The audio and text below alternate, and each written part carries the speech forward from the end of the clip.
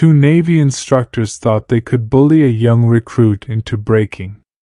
They laughed when he begged for help, mocked him until he nearly ended his own life, and believed they'd walk away untouched. What they didn't know was that someone far more powerful was watching. And when she finally struck back, she tore apart their careers, their homes, their retirement, and their entire future, in one brutal move.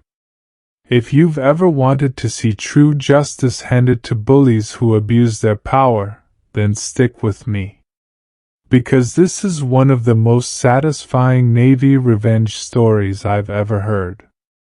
By the end, you'll be cheering for the sweet, sweet karma that came crashing down.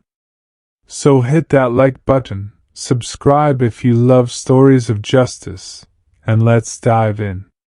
I was stationed at a submarine base in Connecticut when I first met Bill. Now Bill wasn't your typical poster boy sailor. He was short, a little overweight, with glasses that never stayed on his nose. But he was brilliant. A sonar technician in training with a mind built for calculations and precision. The kind of guy you wanted by your side when things got rough. He wasn't flashy. He wasn't the strongest. But he had heart. And in the Navy, that should count for everything. But not everyone saw Bill that way. Two of our petty officers, our instructors, had different priorities. They weren't thinkers. They weren't nerds. They were gym rats. Men who flexed in every mirror, carried themselves like Navy SEALs, and believed muscle mattered more than brains. The irony? Our job had nothing to do with biceps. It was about math, data, and calm under pressure. But that didn't stop them. To these men, anyone who didn't live up to their standard was a target. And Bill became that target. Day after day, they humiliated him. Not just small digs. No, they went for the kill. They called him fat, lazy, useless. Told him he didn't belong. Even told him to kill himself. The cruelest part? Bill wasn't failing. He met every requirement. He passed the tests. He kept up. But because he couldn't run 6 miles at their pace, or lift weights like they did, they painted him as weak. It was cruelty, plain and simple. One day, Bill injured his knee. He did the right thing, went to the doctor, got examined, got a note.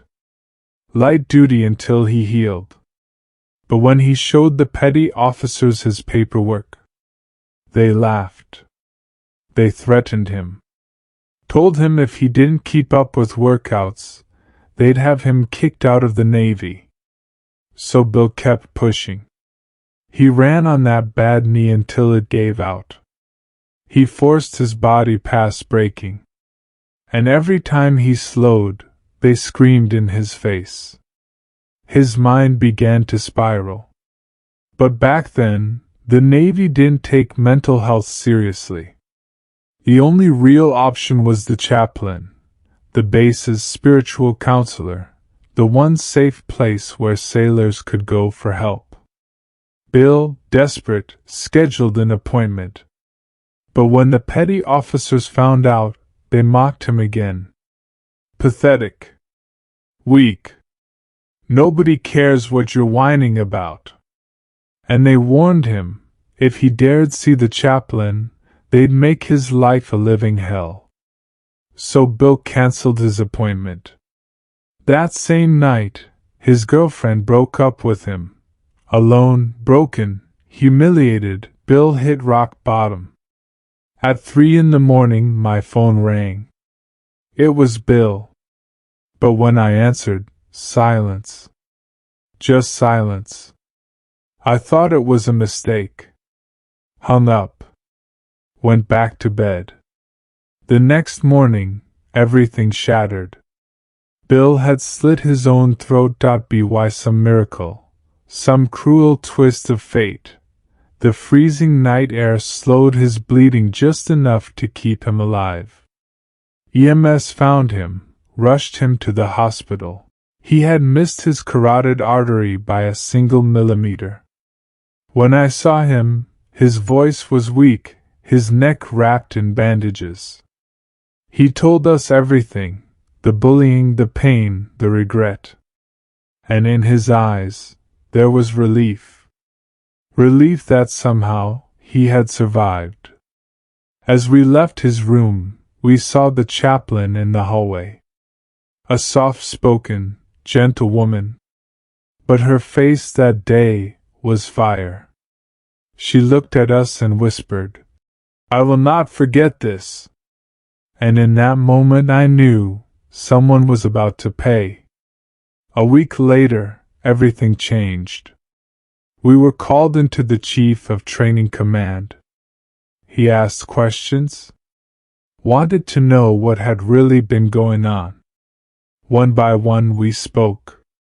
Each story added weight to the pile.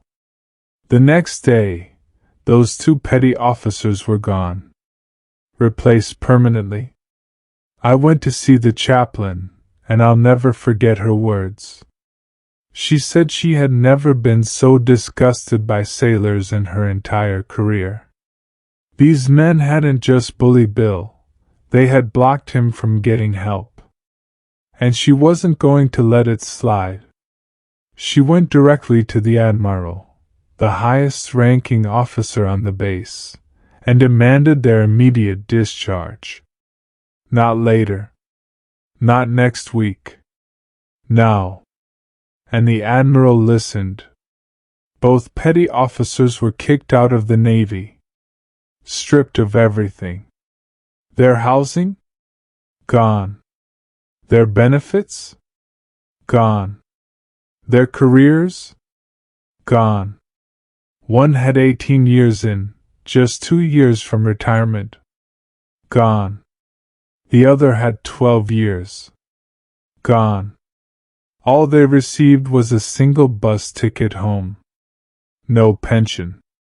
No military retirement. No safety net. And because of their discharge status, they were blacklisted from any job involving government contracts. That meant even McDonald's or Subway couldn't legally hire them. Their families, their futures, their entire lives, erased overnight. And Bill? Bill recovered. He received a full honorable medical discharge, with lifetime benefits and counseling. Last I heard, he became a police officer. He got married. He rebuilt his life. Justice doesn't always come fast. But when it comes, it can be devastating. If this story gave you chills, hit that like button, and tell me in the comments, what's the most satisfying revenge you've ever seen? And don't forget to subscribe for more stories like this.